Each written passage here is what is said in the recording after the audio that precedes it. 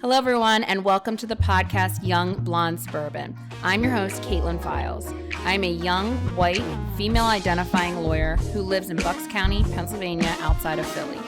This podcast runs as a sister show to Young Black Suburban, hosted by Tim Witherspoon Jr.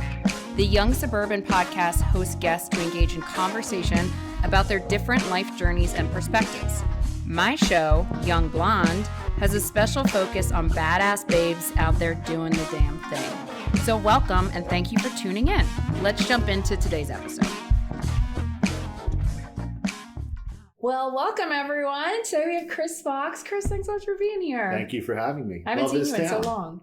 Welcome to Yardley. Beautiful. Honestly, I haven't seen you in so long. It is surreal seeing people for the first time in person after seeing only your nuclear family and a handful of coworkers and strangers in Wawa over the course of the last 14 months. It's weird. You walked in here just like it was any normal day, like in the courtroom. But then I was like, hey, what's up? It's nice to see your face, not through a computer. How are you? Right. And we're like 48 hours removed from the adjustment of CDC guidelines. Yes, we are. And it's certainly going to take some getting used to as to what is acceptable, what's legal, what's permissible, whatever the word is. I think there's a combination of the three because I don't think they're all the same. But knowing when you should wear a mask, when you shouldn't. I was in Wawa this morning. Everyone masked up. Yep. Going to a basketball tournament this afternoon. Curious to see what I find. It's going to be interesting. And just for the record, we are fully vaxxed and not wearing masks because CDC said that's cool. But it is interesting. I still wear a mask everywhere I go just in case.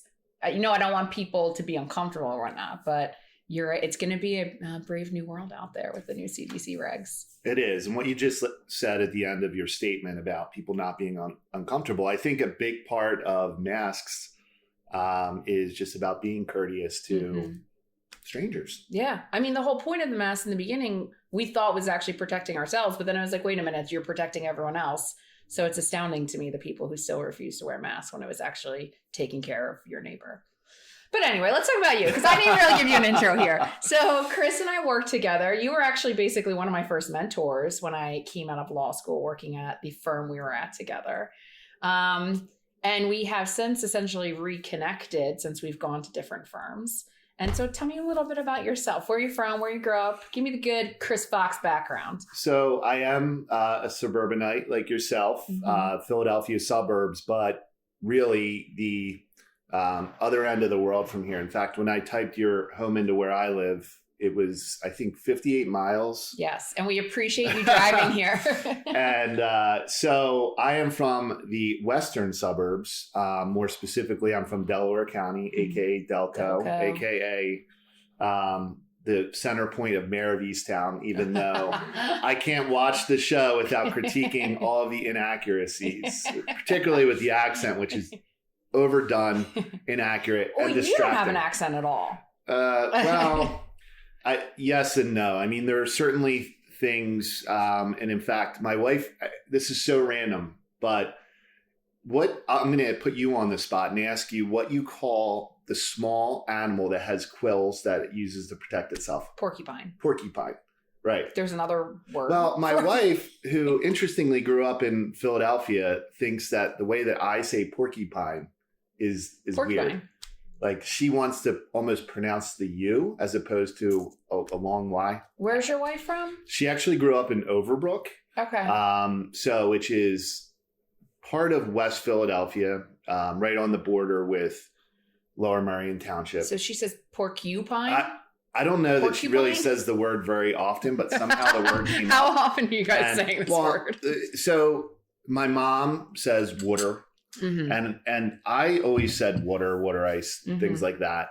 And I have to still consciously fight myself from saying that. So there are certainly words that I didn't even realize were kind of insular, like everyone calling their grandfather their pop, like apparently that's even a Philadelphia thing, which I had no clue about. Right. And there is some semblance of a Delco accent, but what we're hearing on Sunday nights on HBO is not that. It's funny because when I went to Notre Dame for college and I had no clue that I talked different than other people. And when I went out there, I mean, they pull people from all over the country. And no one was making fun of the Texas accents. No one was making fun of the Midwest accents. It was my accent. Everyone was like, you have such a weird accent. And to me, we don't have accents at all. But now I'm realizing I say things very bizarrely. And it's Philly. It's interesting. I think the New York Times had one of those infographics where you would have to answer like 50 questions about vocabulary and different things. And then they were able to relatively accurately pinpoint where you were from based on what you called certain things. Like, for example, my purple sneakers. People from Pittsburgh, who I encountered a lot of at Penn State, where I went for undergrad, called these tennis shoes. No. Now, I called white shoes with non-marking soles that were worn on a court tennis shoes. I don't call Air Jordans tennis shoes or running shoes or anything else. But to a Pittsburgher, sneakers are tennis shoes. So that's weird. Yeah. And like you encountered kind of a national audience or a national student body at Notre Dame. At Penn State, there were some students obviously from California, New York, Massachusetts, Maryland, Virginia. But as you can imagine, vast majority are Pennsylvanians. But even within Pennsylvania, very unique Scranton accent, which I find annoying. Very unique Pittsburgh accent, which I find annoying.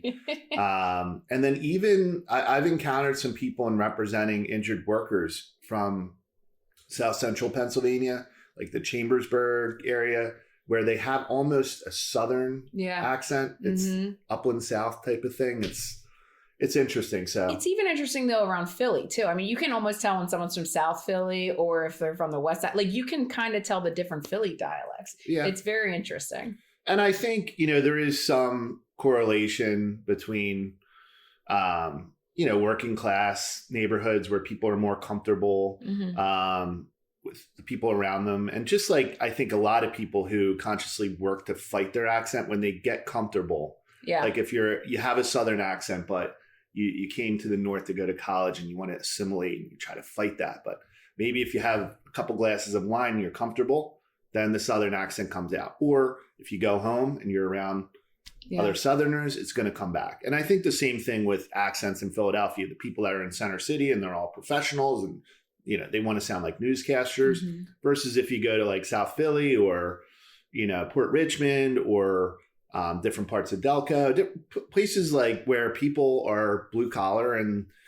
their father grew up there and their pop grew up there. They want to talk like their predecessors did. You do kind of like adopt weird accents. I know when I came back from Notre Dame, I had a lot of friends who lived in Texas. So I came back saying y'all. And all my high school friends were like, stop it. Like, absolutely not. Seems manufactured. I still to date sometimes say it. And, then when I lived in Philly and all of our injured workers are really based in Philly, or at least where we represent. And I started saying water. I've never said water in my life before. And now sometimes I'll say water and my mom's like, what? I'm like, I'm adopting this accent because of who I hang out with. I did not plan on talking about accents on this, but I really love the conversation. Yeah. But so you're from Delco, and then where'd you go to school for high school? Because I think you played football, didn't you? I went to Springfield High School, which Springfield is really square in the middle of Delaware County. So Delaware County is not as homogenous as I think outsiders cast it as. That said, my town was very homogenous. I grew up in a town that was probably 80 to 90% Catholic, 80 to 90% Irish or Italian or some combination of the two. And that was my first real experience growing up. Those were the people that were around me. And my school, Springfield High School, really only contained two municipalities, Springfield Township and then Morton Borough. And Morton was much smaller population-wise, probably a quarter to a fifth of the size of Springfield. Morton was about 50-50 black and white, maybe even majority black. Oh, that actually does surprise me about Delco because I feel like I am an outsider to it. So I don't expect it to be that diverse. Right. But then so in my high school, it was... I think I graduated with 250. If we had 20 black students in my graduating class, that's probably an exaggeration. Okay. And I didn't sense any racial tension in school, none. That said, when I go back and reflect on, wow, these were guys that I really trusted on my football team. None of them were ever to my house. We didn't really sit together at lunch. And it wasn't because we didn't like each other. Right. It was just that's probably what the class before us did, and the class before that, and the class before them. So Springfield is an interesting town. I had a great upbringing there. But then as far as like, if you go one way or the other, so like you could go 10 minutes kind of the southeast and you're in a much more working class area along the Delaware River, Ridley Township, city of Chester, things like that, where there's a lot more industry and blue collar type work.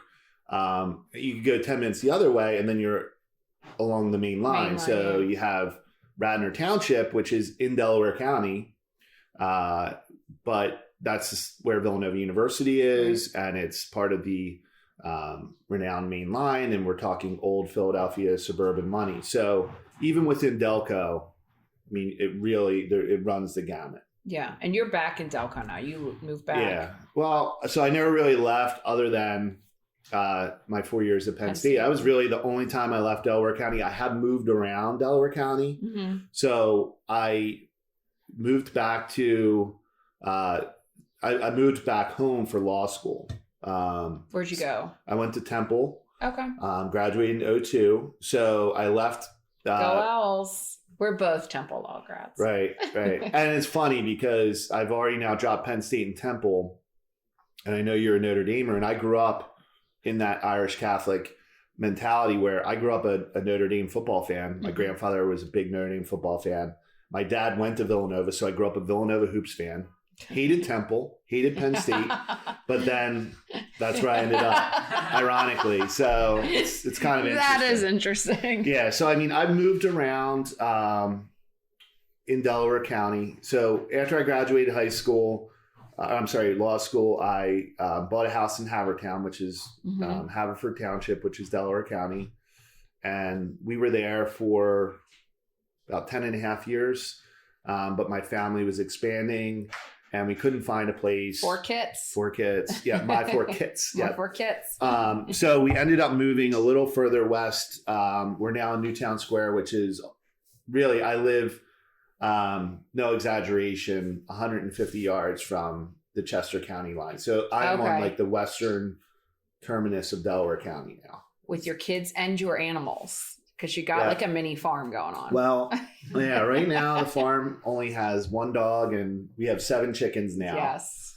No horses or goats yet? No, I feel like I'm just waiting for the day you drop that picture. I did on a Sunday morning a couple weeks ago, Bill Bradley on this show on POTUS had a guy on that did donkey adoption. And I'm like, that would be phenomenal. Okay. And something I didn't realize about donkeys is apparently they're very adaptable. Obviously, they're hard workers, but they can get adapted to very cold weather, very hot weather.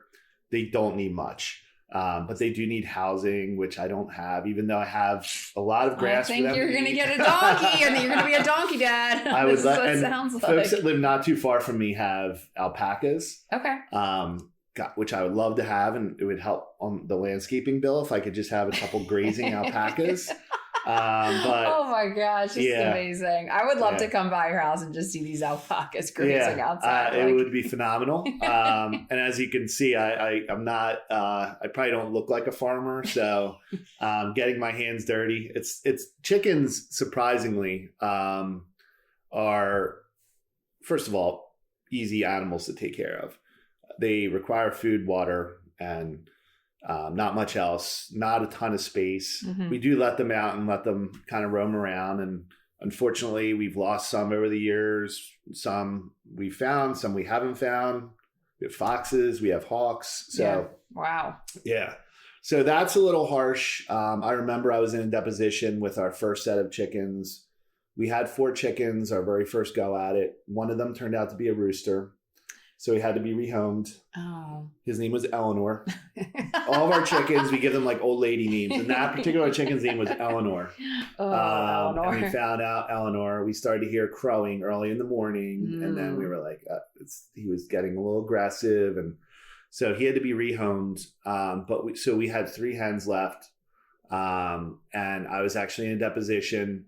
And my wife called or texted me and was like, something happened. And it was like an overcast day, like late afternoon, and a fox got into our yard and it was like a crime scene. So, of course, God. I had to go home and clean that up. That is horrible. Yeah. So after that, we took a year off, and then we kind of, those chickens, we used to literally let them out like at 8 a.m, and they would just roam between our yard, and then we had 2 neighbors who didn't mind if. Yeah. And like, they're interesting animals because chickens, the term come home to roost, they're like, they have an innate sense when the sun's starting to go down, they come home and they go into their coop and they get on their roosting pole. It's like really interesting. Yeah. It's so funny you said, I don't look like a farmer, because not everyone's going to be watching the video cast, but Chris is like a fresh cut, nice outfit on, like nice purple kicks. Like, you don't look like a farmer at all. No, but it's, yeah, it's and my youngest son isn't really into sports. He likes video games, but we're trying to, help him find his way. And he does like helping to take care of the animals. So he works with me to make sure that the chickens have water, food, all that. So that's awesome. And they're trainable too. Like when they're out, if they see me coming, they know that the way they usually go home, if they don't go into their coop on their own, is they get basically this mix of like seeds, which is almost like a dog treat to them.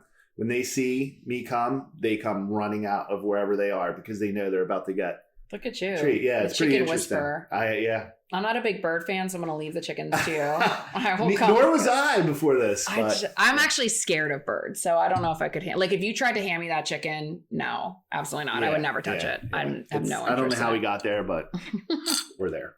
So I wanted to talk to you, have you on this podcast, really, because what I like doing on the podcast is trying to delve into difficult topics. I know you listened to Jenna's podcast. Rafael Castro was on here. We haven't dropped his podcast yet.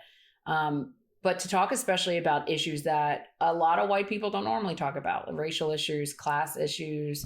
And we've connected on a lot of that because of a nonprofit that you're starting. But before we get to the nonprofit, I kind of want to talk about you and your journey. For people who can't see you, how old are you? I just turned 44. Sorry, I'm going to blow your spot there. I'm like, no, I'm not secretive about my age. 44. So you're a 44-year-old white male, and you grew up in a middle class family? Working class? Yeah, no, I would. So in my homogenous town, there were no poor people, there were no rich people. Okay. But my family was very comfortable. Okay. Never had to worry about money. Okay. Which was, that in and of itself was a luxury. I never heard my parents argue about money. I never was told something's too expensive. I don't think I was spoiled. Mm-hmm. My siblings and I all started working in our early teens and worked, through summers and everything else. But that said, as far as, we needed this baseball bat for the season or whatever, it was never really a question. So that on its own was really a blessing to not ever have to worry about where my next meal is going to come or whether I can afford to go to this baseball game or this school or whatever. And I grew up in a very similar type thing. I didn't know my family was well off. I mean, if I went to the mall, my dad was handing me a $5 bill and that was it. There was no spoiling going on, but I never worried. Like I wasn't ever concerned about anything. I never even thought there was like worlds where people worried about that type of stuff. But that I eventually learned that was just, I was so privileged. I didn't understand. But I grew up in a very similar situation from you. So basically, I guess in 2020, something happened with you in general. And I remember you talking about something going on with Facebook that led you to start your nonprofit.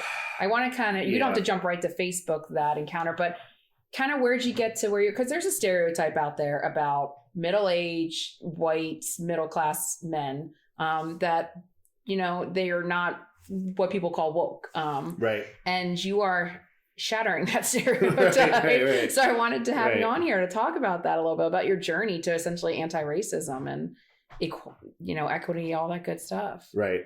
Well, I will, I'll give a shout out to my parents, first of all, because I came from a background, to just paint the picture. I've already told you my dad's a Villanova grad.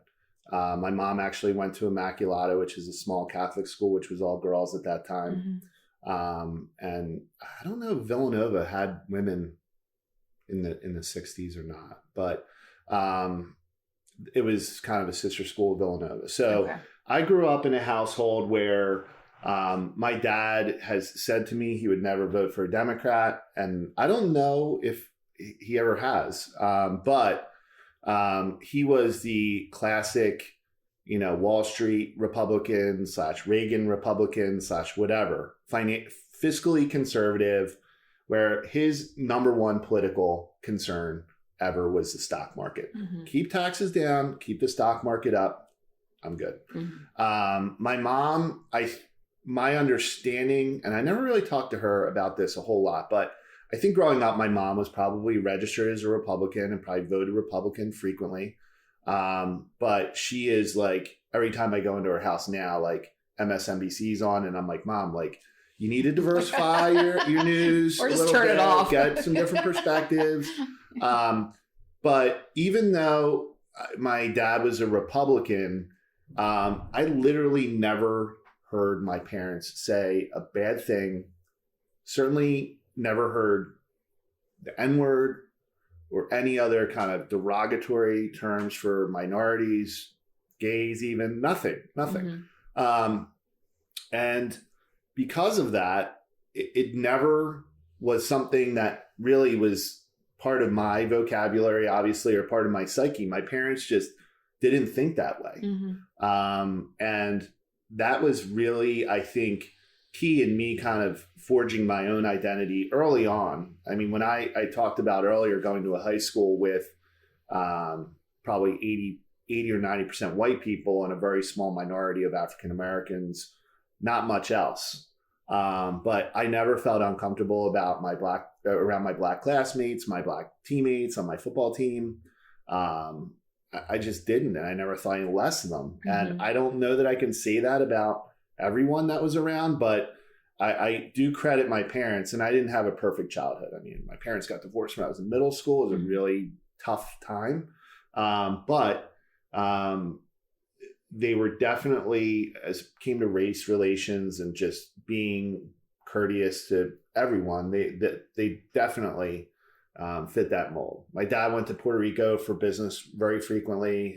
He worked for a pharmaceutical that had a manufacturing plant in Puerto Rico, interacting with Puerto Rican businessmen, Puerto Rican factory workers, like mm-hmm. nothing negative. Like you hear, I listened to Jenna's podcast, but I was listening to just get a feel for your podcast. I also listened to the pilot episode of Young Black Suburban, and like they were talking about like people wanting to act like they're black or act like they're Puerto Rican, or all these like weird, mm-hmm.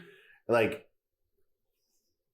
I don't know if it was where I grew up, but I didn't see a lot of that, and I certainly didn't hear or observe a lot of negativity. But now as an adult, I'm realizing a lot of it was there, kind of just lurking under the surface. So it's very, like everything you say is very similar to how I grew up. Now, my mom is the opposite. She was like, I would never vote for a Republican. And she's very liberal and progressive. My dad's pretty moderate, tries to bring her back in. Right. But I didn't ever hear any words like that either growing up. And I don't remember it ever being even on my radar. Like, I just never thought about it because it was never addressed in my house. It was just kind of everyone's the same. I don't remember actively being taught one way or the other. Right.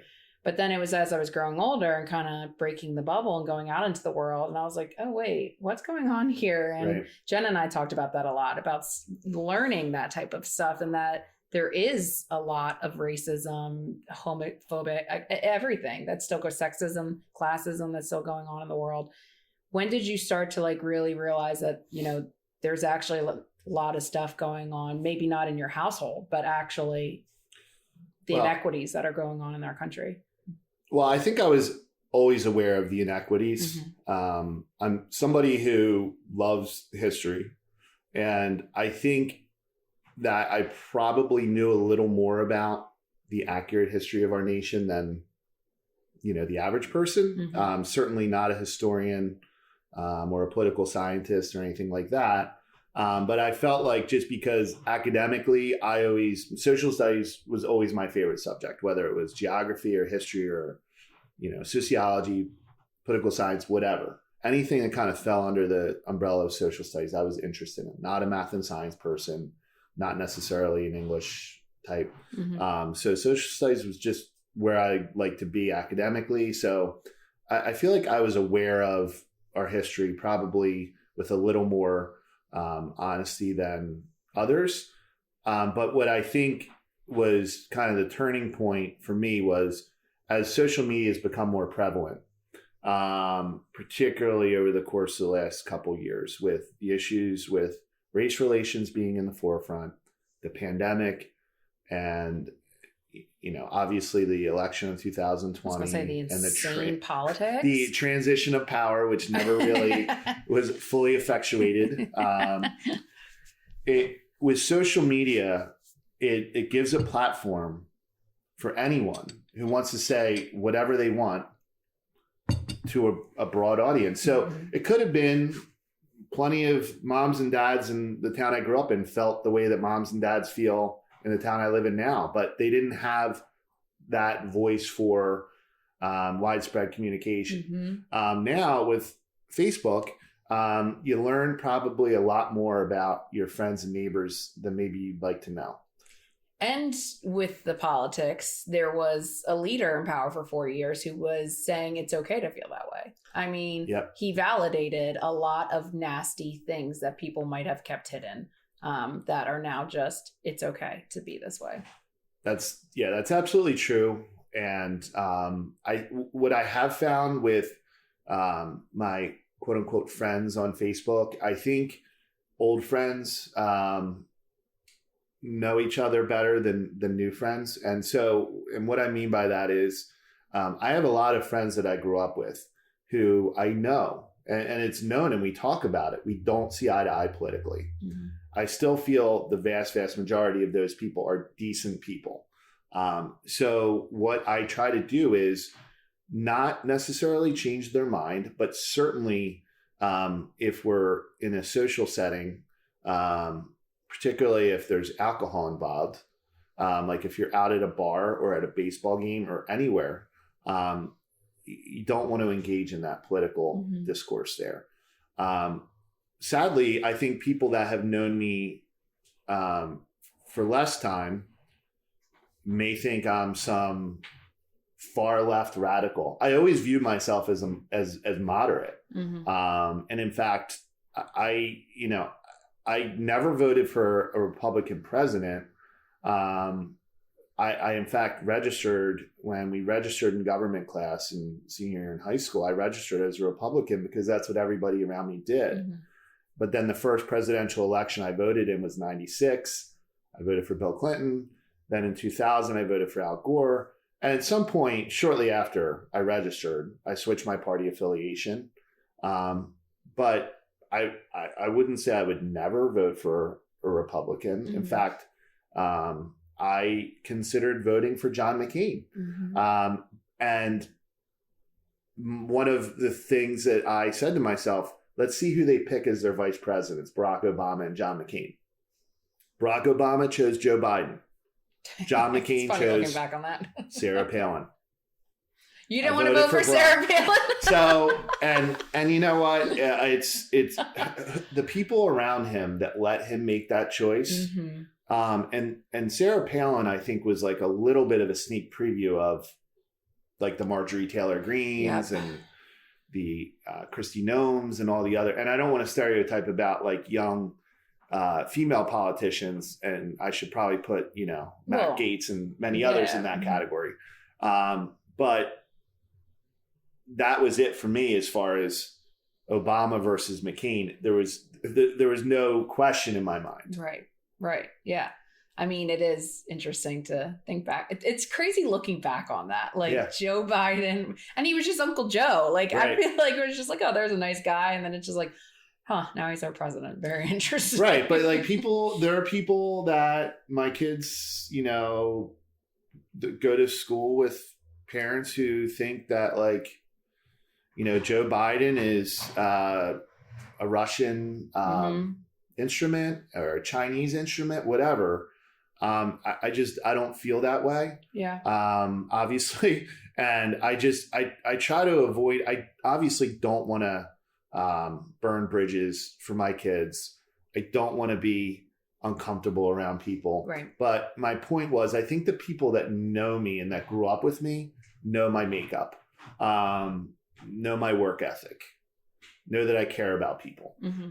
And the people that I've known for 5 years maybe don't know much about me other than what they see me writing on Facebook, which I've tried to rein in because I've come to the conclusion. You're not changing anyone's mind. You're not changing anyone's mind. And like, I think ultimately with you, Chris, is that it's almost beyond politics. Like it's just, what's right and what's wrong and treating people equally and that's kind of like what got into this point. I know it's in America, it's been cast as a Republican Democratic view when it shouldn't be. It's human rights. But I feel like when I read stuff that you post, I don't feel the politics. I feel like you just know like everyone's equal. Everyone's a human and deserves to be treated equally. So what happened in 2020 with the Facebook? So it was really the confluence of two things that led to the formation of the Wright Legacy. One was the exhausting arguments and debate on social media, and people being, if you support Black Lives Matter, then you hate all police, or if you're a police officer or a soldier, then you're a baby killer and a racist. It's not obviously that simple. And you would see these arguments and you just no one could win. And I would go down the rabbit hole like a lot of people did. And I would feel so awful. Would I could zing somebody and feel like, I'm smarter than that person. I got them. But at the end of the day, I'm like, what did that accomplish? Right. And then I knew that there were a lot of people that when I would like see them in Wawa or, picking my kids up from school, they're like, that guy, like he's an asshole. He's a socialist, which I'm not, or any other negative buzzword. Yeah. So I just was like, you know what? I need to channel that energy into something that is going to be really hard for people to not like. And if they don't like it, then maybe we're not the same kind of person. And the other thing was, I had been doing a lot of coaching of youth sports, and I was getting a little burned out on it. I love sports. I always have.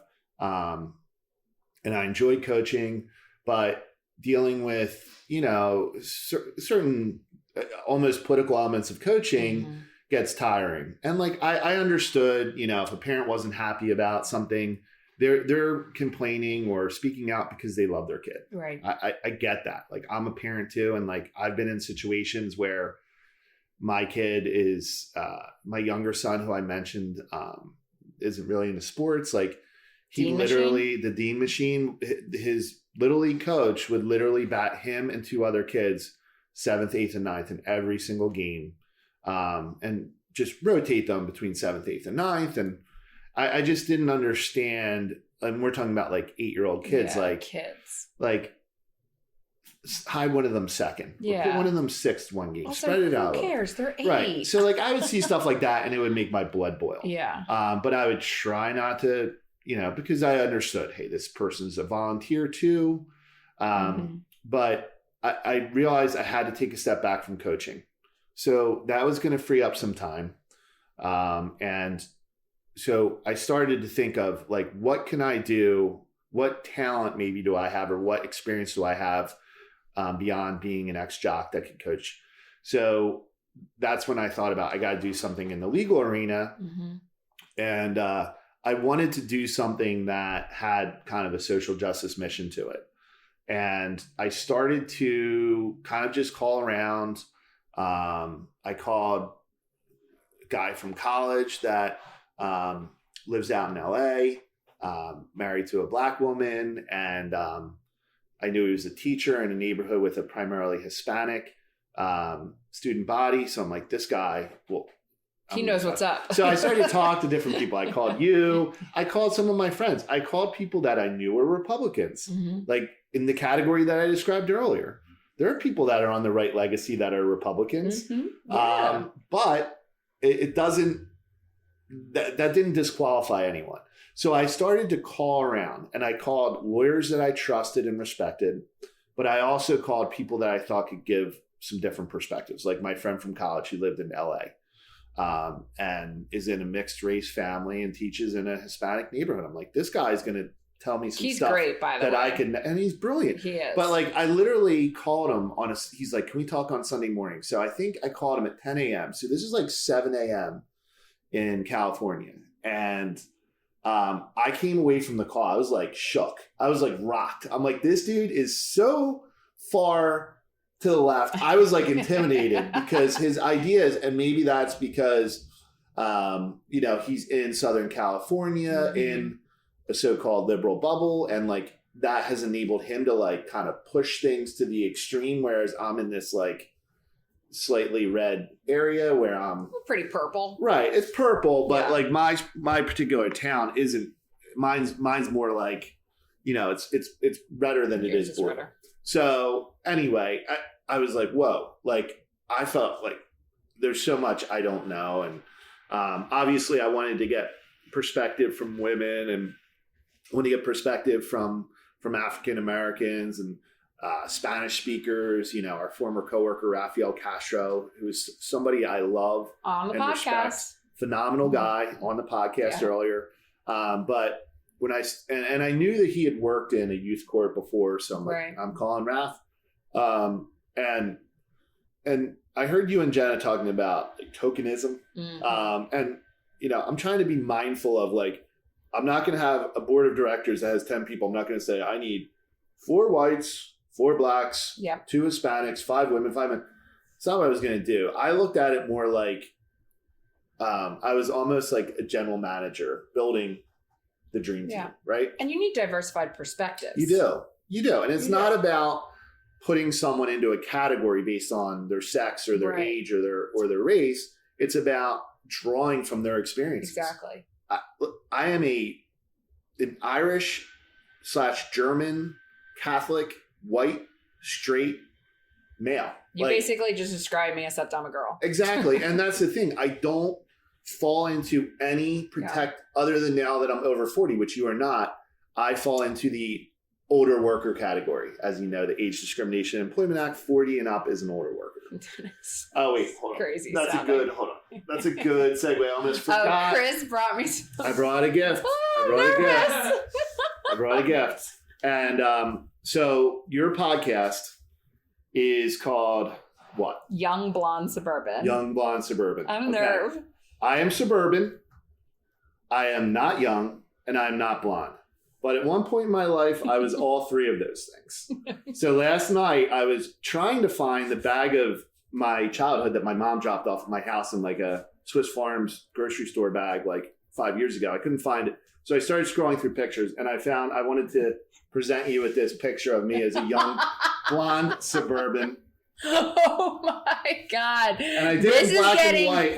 I did it in black and white so it would look like one of those. Oh, look at you making this Chardonnay joke on here. Yeah. Look, this is young blonde suburban. And we accept all genders here. and in your podcast, even though you didn't say my last name, you protected me in that regard.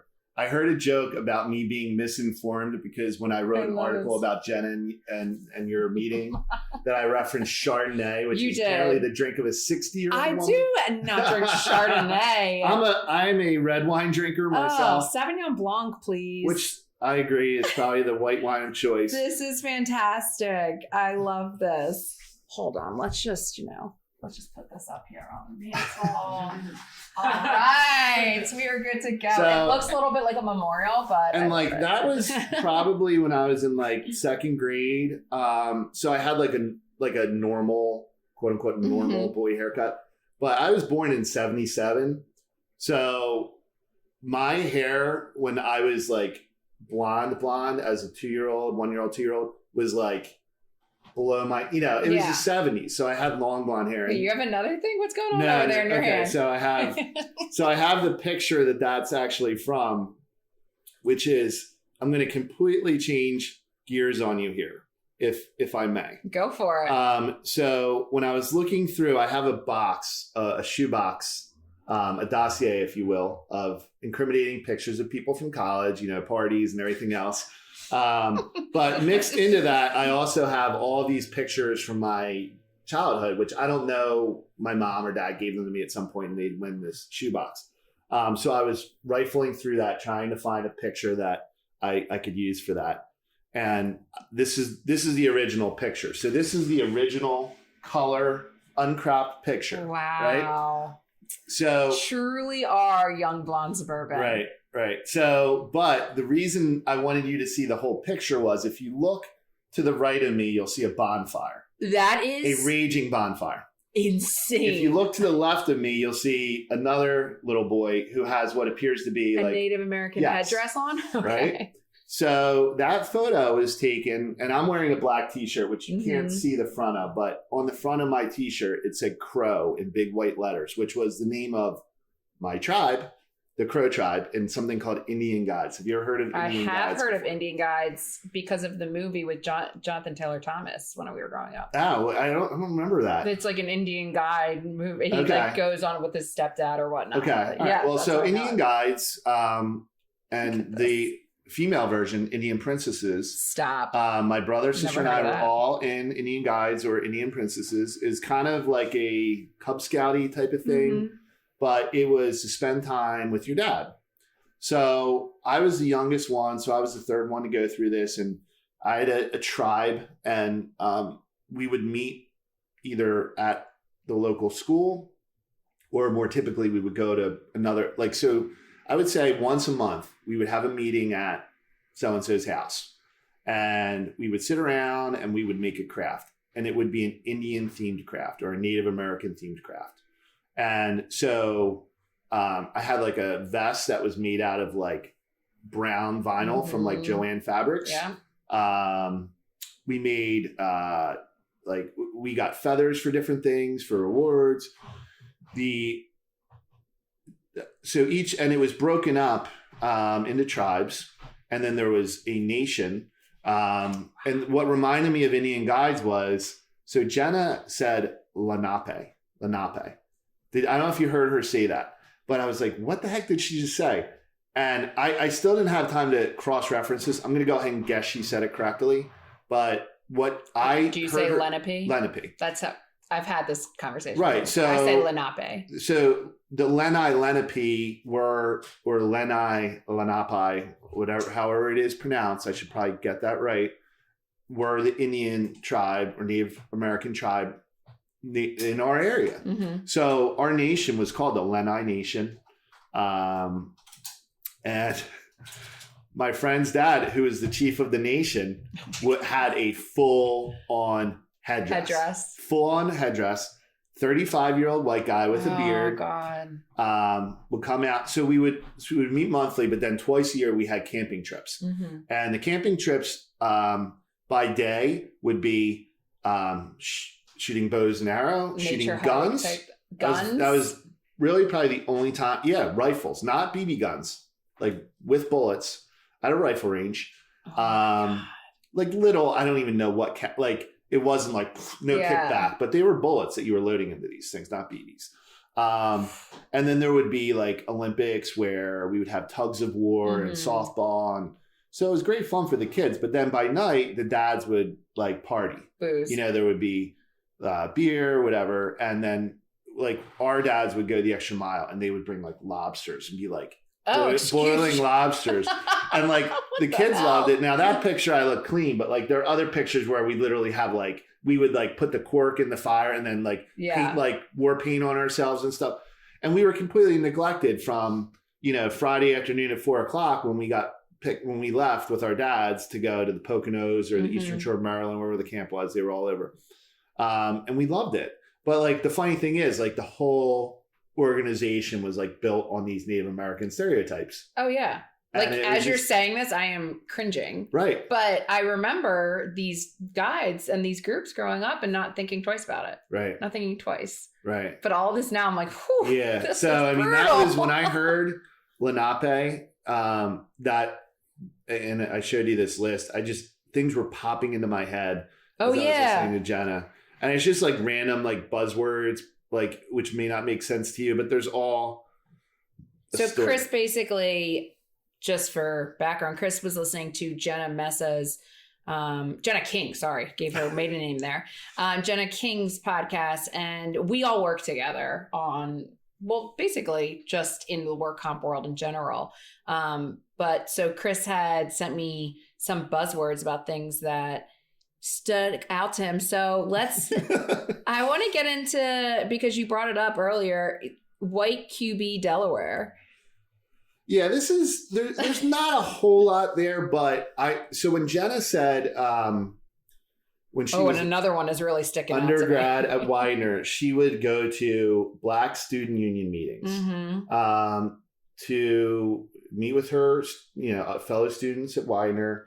But it was one time where she felt like she was in the major minority. That's really probably seems inconsistent.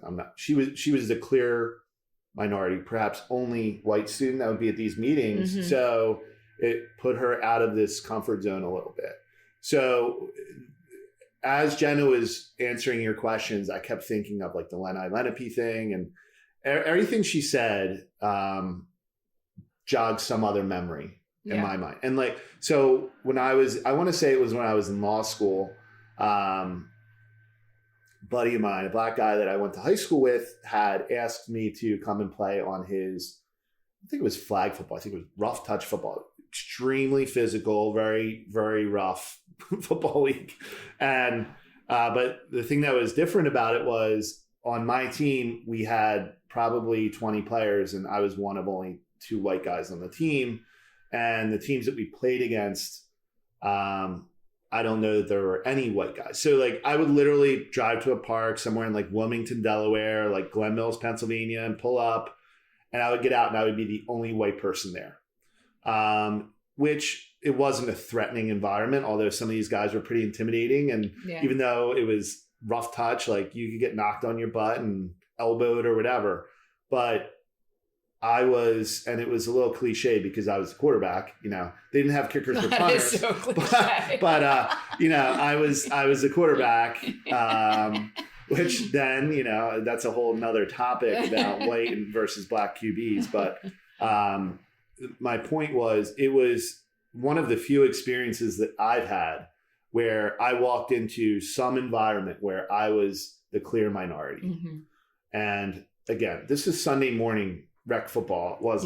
It wasn't school, wasn't a job. It wasn't anything like that, but it gave me some semblance of that experience. And that's the thing, it gives you a taste of kind of what it's like to be a minority in a professional setting, but just in general, we still don't even understand what it's like to be black or brown, whatever, not white, every single day. Like you're saying, you didn't feel threatened, even though you were the minority in that situation. That's unfortunately not the situation for a lot of minorities. They do feel threatened just by the color of their skin every day.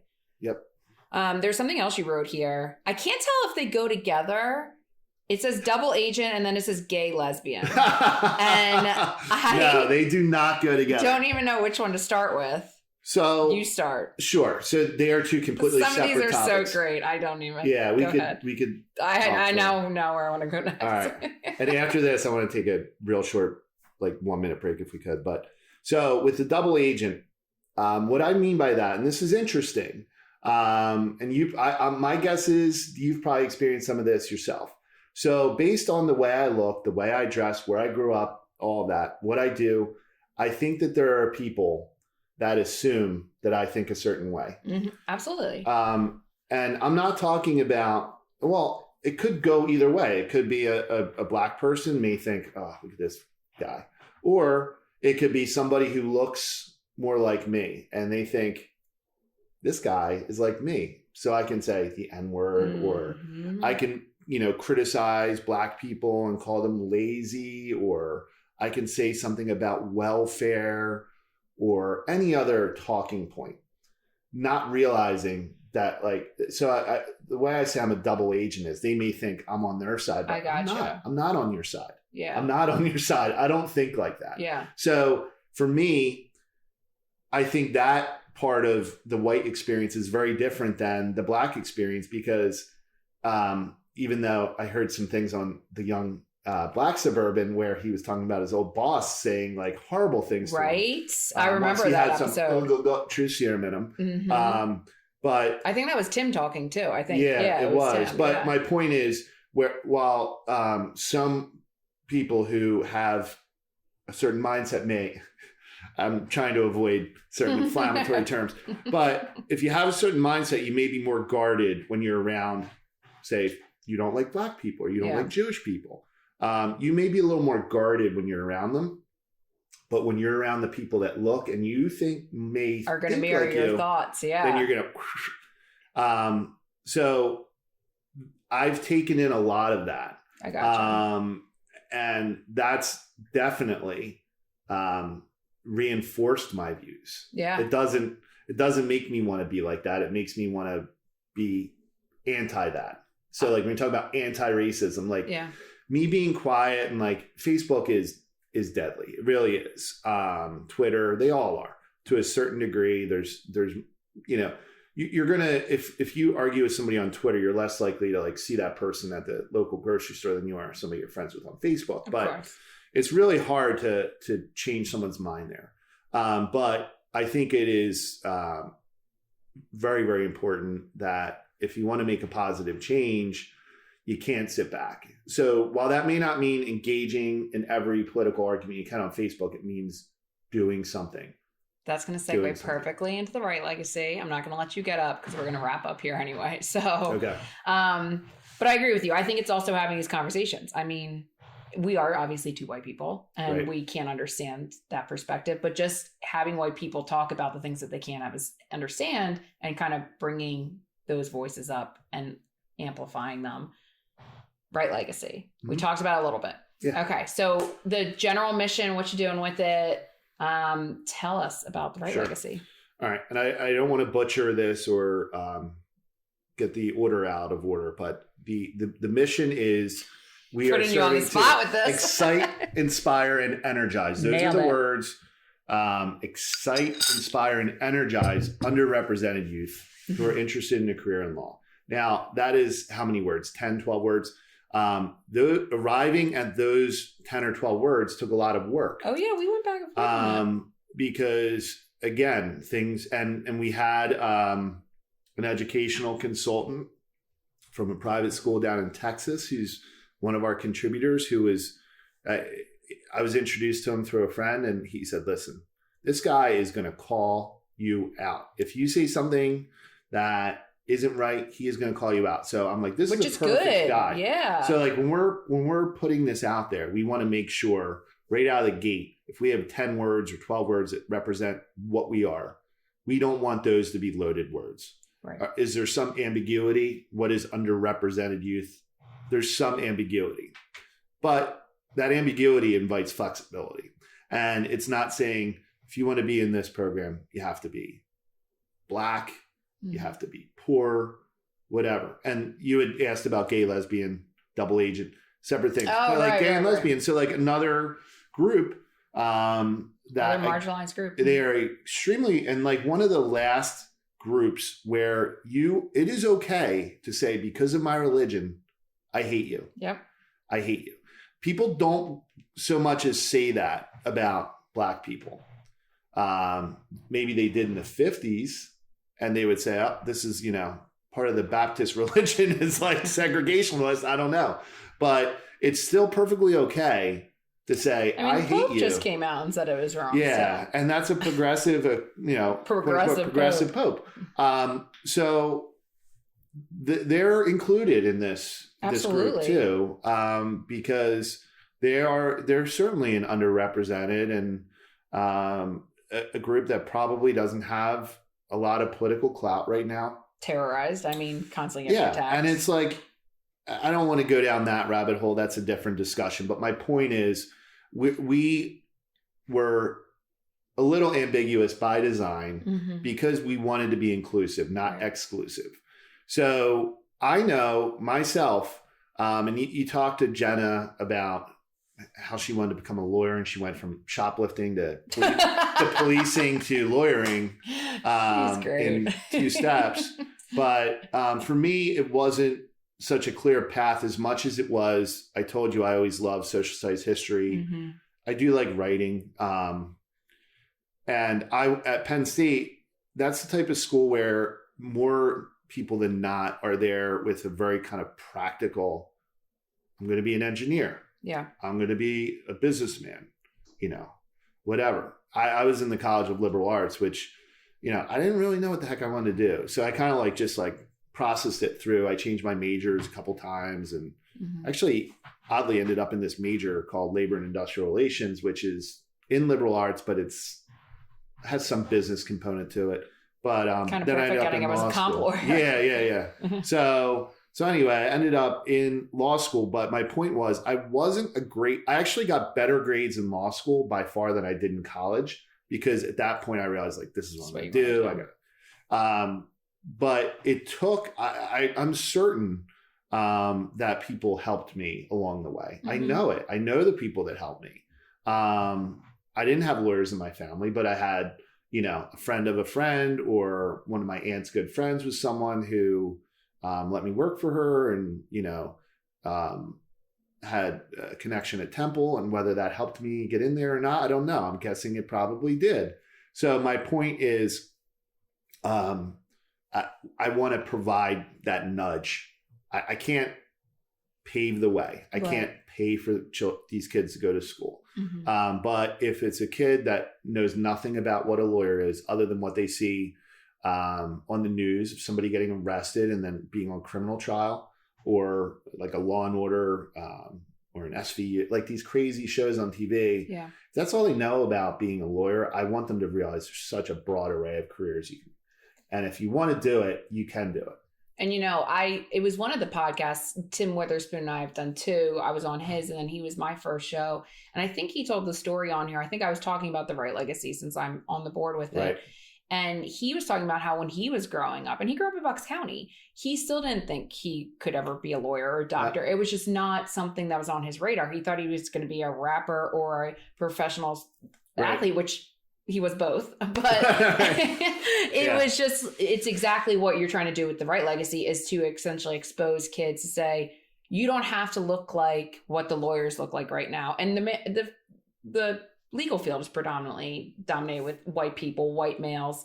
White females as well. But it's such an awesome mission. And I was so excited when you called me, because it's so important, because I think the major change that we're going to see in this country is going to be coming from the next generation, who are breaking down the stereotypes that were built up for them.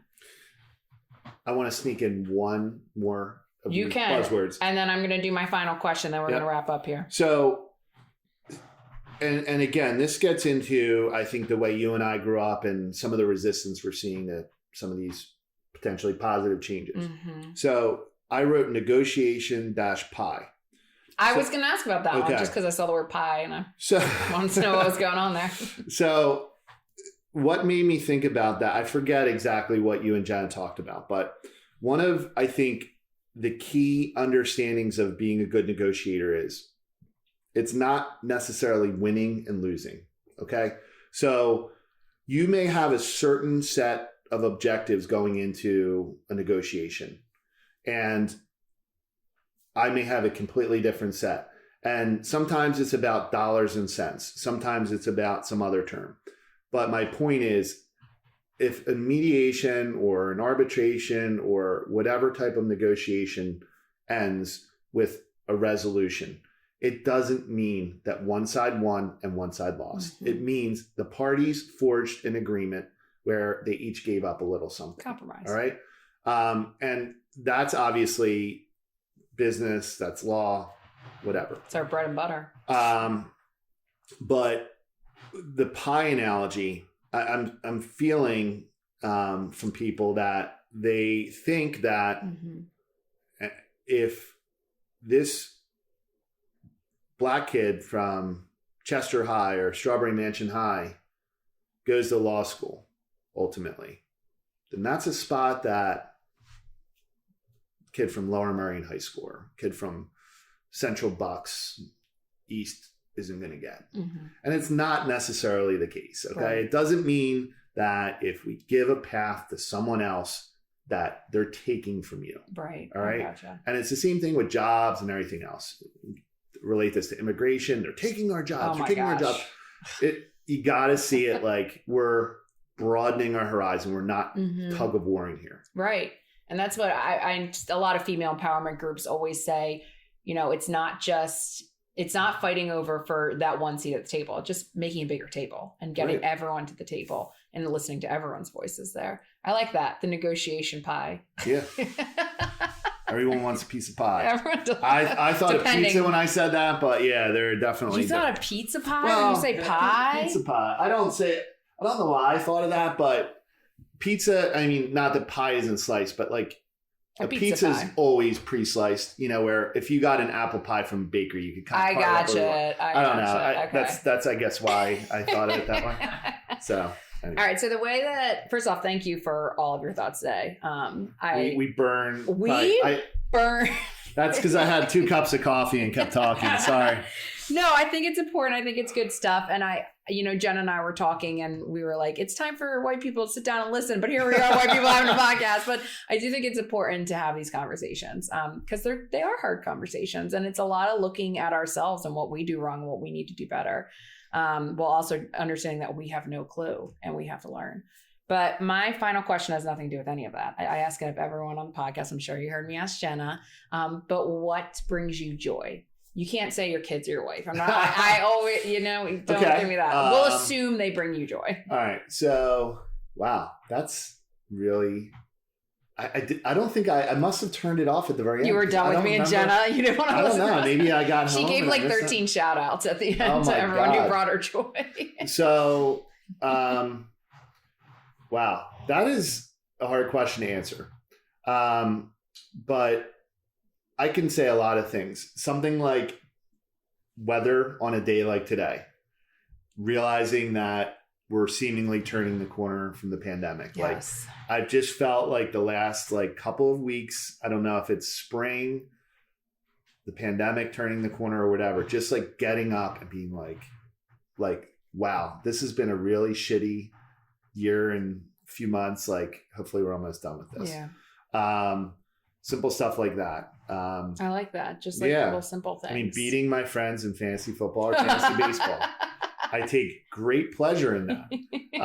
And it's just it's just like simple joys like that. Like we have so much as Americans, like stupid things like that, where like you think about people like in the Middle East where there's missiles flying back and forth or parts, what's going on in India right now is their health system is just completely imploding. Palestine. We really have it good here. Yeah. We really do. So I try to keep that in perspective. That's awesome. I like that. Well, thank you so much for being on the show. Glad to have you. I would be shocked if Tim Witherspoon doesn't give you a call to get you on a Young Black. Jordan's like, yes, he's coming on. Well, thanks so much, Chris. All right, cool. Thank you.